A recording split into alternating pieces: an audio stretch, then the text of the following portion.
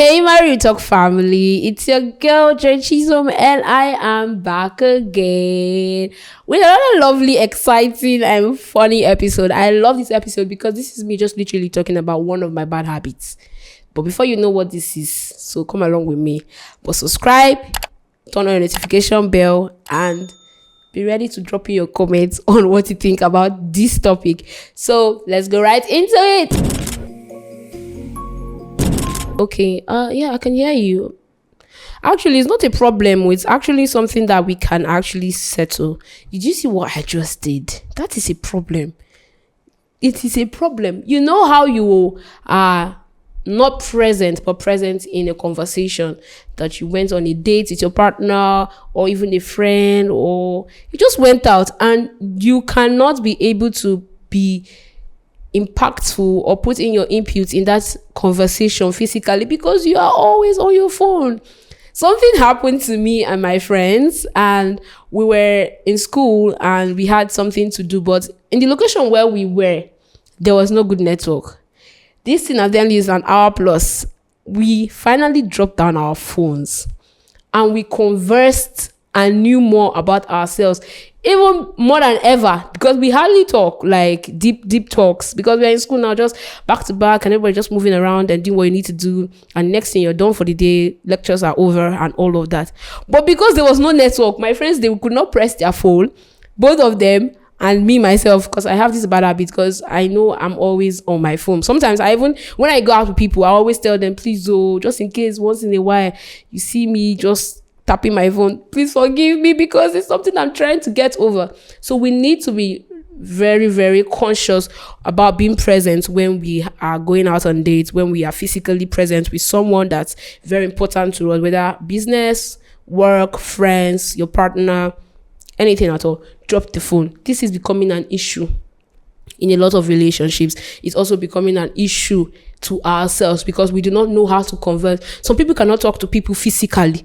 They run away from dates, they run away from outings, they run away from physical meetings because they're like, what do I get to say? How do I hold the conversation? And you see people, I've had someone come to my DM and tell me, Joe, you know how to hold conversations. So irrespective of anything, you know how to keep conversations. It does not get boring at a point. The reason why some people would think that it gets boring for them is because they don't see this person reciprocating. It's either, how are you? I'm fine. So how was your day? Oh, it was fine. And the next thing, you don't know what to talk about because you're used to always being on your phone. You're used to always having to type, having to send voice notes. Some of them don't even know how to send voice notes. So you need to be learning how to be able to be present when you are physically out with someone, and drop every social media. Social media is not going to take you to anywhere. That point, you will not say, okay, if I don't do it that time. Placing your priorities and knowing that this person in front of you is giving you their time, and respecting their time means being present. I hope you're understanding what I'm trying to do. But then if you're like me, that still once in a while, when you still remember, I'm so sorry, try little by little, you'll be able to detach from your phone when you're physically with people. Always remember this: the time of the person is important to them as it is important to you. And especially when it is something that, it took you time for you and this person to hook you up and meet up and have this outing and all of that.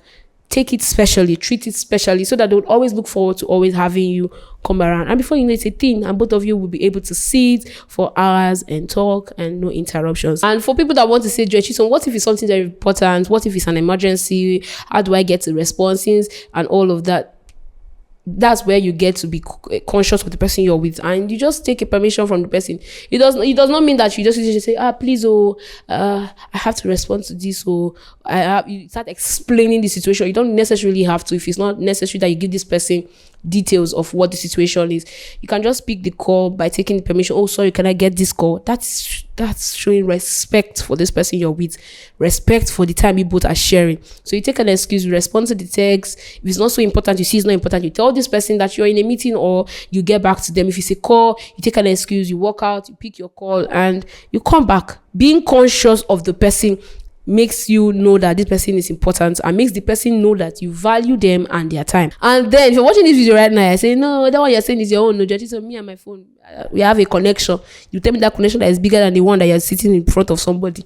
It's a bad habit. Stay away from it. Learn to be classy. You're an adult. Know what is right, and incorporate it. No matter, don't be rigid, be flexible. I hope you've learned a thing or two. Tell me what you think about this episode. Are you the type of person that is always on their phone when they go out on physical meetings or dates, or you are present? Thank you for watching. Subscribe, hit the notification bell, and do well to share your comments. I love you. See you in our next week's episode, and bye.